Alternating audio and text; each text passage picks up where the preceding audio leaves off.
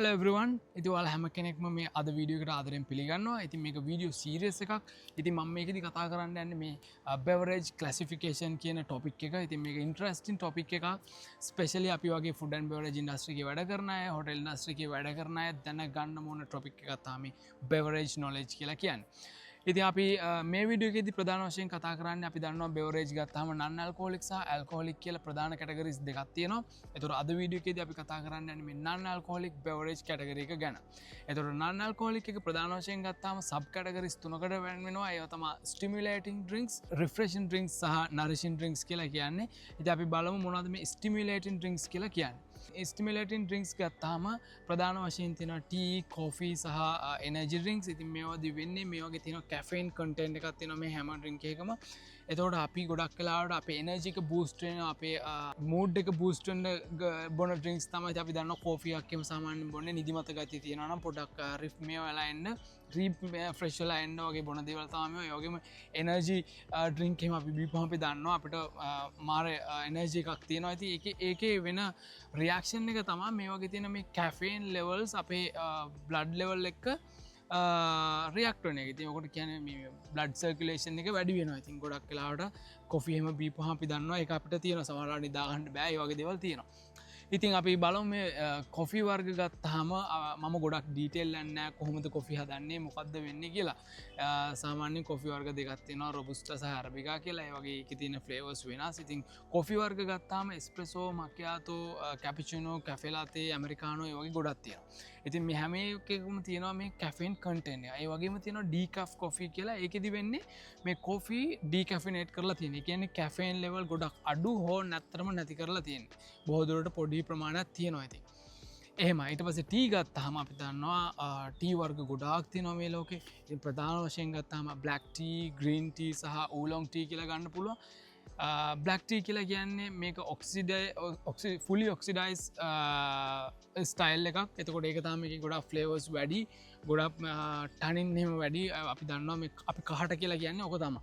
ඉතින් මේ black T කියන්නේ ඔක්සිඩේටිව් ස්ටයිල් එකේ හදන එකක්. ඊට පස්සේ ග්‍රීන් ටී කියලා කියන්නේ අන්ඔක්සිඩයිස් ස්ටයිල් ටී එකක්. එතකොට මේකේ ගොඩක්ම තියෙන ෆ්‍රෙෂ් ෆ්ලේවර්ස්. එතකොට earthy grassy වගේ ෆ්ලේවර්ස් තමයි අපි දන්නවා ග්‍රීන් ටී බීපුවම අපිට දැනෙන්නේ. ඊට පස්සේ ඌලොං කියලා කියන්නේ මේක partially ඔක්සිඩයිස් කරපු ටී ස්ටයිල් එකක්. එතකොට මේකේ පොඩක් බ්ලැක් ටී පැත්තේ ෆ්ලේවර්ස් උත් තියෙනවා. ඒ වගේම පොඩක් earthy grassy වගේ ෆ්ලේවර්ස් තියෙනවා.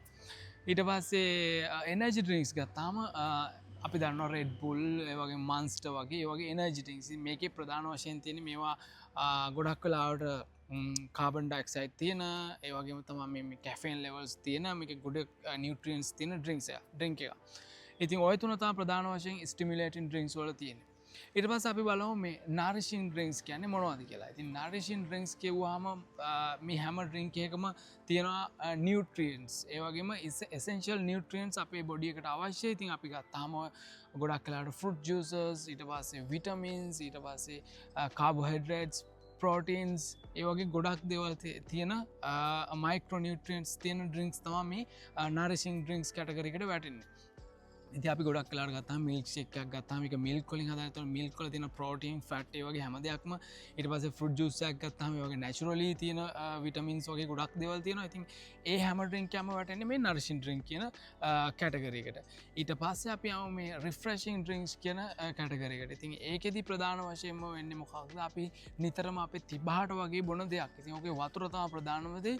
ඒ වගේම තමයි වතුර තමයි ලෝකේ ගොඩාක්ම අපි මිනිස්සු බොන පානය නැත්තම් ඩ්‍රින්ක් එක බෙවරේජ් එක වැඩිම කන්සියුම් කරන ඩ්‍රින්ක් එක තමයි වතුර. ඒතර වතුර ගත්තාම ඕකේ ස්ටිල් වෝටර් සහ ස්පාර්ක්ලින් වෝටර් කියලා දෙකක් තියෙනවා. ගොඩක් වෙලාවට ස්පාර්ක්ලින් වෝටර් එක නම් තියෙන්නේ හොටෙල්ස් වල විතරයි. ඉතින් අපි එළිය දැක්කාම අපේ ලංකාවේ නම් අපේ කල්චර් එකේ නම් එහෙම ස්පාර්ක්ලින් වෝටර් බොන කල්චර් එකක් නැහැ. ඉතින් ස්ටිල් වෝටර්, ස්පාර්ක්ලින් වෝටර්, ඊට පස්සේ සෝඩාස්. එතකොට අපි ගත්තාම ඔය කාබනේටඩ් ඩ්‍රින්ක්ස්. එතකොට කොකා කෝලා, ස්ප්‍රයිට්, ෆැන්ටා ඕන එකක් කාබන් ඩයොක්සයිඩ් තියෙන මේ සිම්පල් ඩ්‍රින්ක්ස්. මේවා අපි නිතරම බොන්නේ අපේ තිබහට අපිට පොඩ්ඩක් රිෆ්‍රෙෂ් වෙන්න. ඒ වගේ මූඩ් එකකටනේ. ඉතින් මේ හැම එකම වැටෙන්නේ මේ රිෆ්‍රෙෂිං ස්ටයිල් කියන නන්නල් කොලික් කටගරකට තොට අයිස්ටස් ඒ වගේ සිම්පල් ෆේව ඩ්‍රිංක්ස් එතකොට ඒ හැම එකක්ම වටන්නේ මේ රිෆ්‍රෙෂිං ස්ටයිල් ඩ්‍රිංකයට ඉතින් අද වීඩියෝගෙති මට ප්‍රධාන වශයෙන් කතා කරන්න ඕනේ මේ නන්නල් කොහොලික් කැටගරික සහ මේ සබ් කැටගරිස් තුන මේ ස්ටිමිලේටින් ඩ්‍රිංක්ස් රිෆ්‍රෙෂින් ඩ්‍රිංක්ස් සහ නර්ස්මන්ට් ඩ්‍රිංක්ස් තුනතාමට ප්‍රධාන වශයෙන් කතා කරන්න ඕන වනේ එතකොට මට හිමම හිතනවා වාලාට මේකෙදී අවඩිය එකක් ගන්න ඇති එතකොට මේ නන්නල් කෝලික් බෙවරේජොලත් අපි හිතන්න ඇති ලොකු කම්පලෙක්ස් කැටගරිස් තියනවා ඒවා බීල අපි බලාපොරොත්තු වෙන දෙයක් තියෙනවා සහ ඒවා ඒවගේ තියෙන එක ෆංක්ෂන්ස් වෙනයි ඉතින් ම හිතනවාලා දෙයක් ගනන්න ඇති කියලම ඉළඟට මේ වීඩියෝ සිරේසිගේ අනිත්තකතා මේ ඇල්කොහොලික් බෙවරේජ් ඉති ඒක ගොඩක් ඉන්ට්‍රස්ටිං අපි ගොඩක් ඩීප් ඩයිව් කරන්න යනවා එක සබ් කැටගරිස්වල්ට ඉතින් මම ළඟතිමවාලා ඒ විඩියෝ එකෙදී හම්බෙනවා එනවල් හැමකනම පරිසමයෙන් ඉන්න ජයවේවා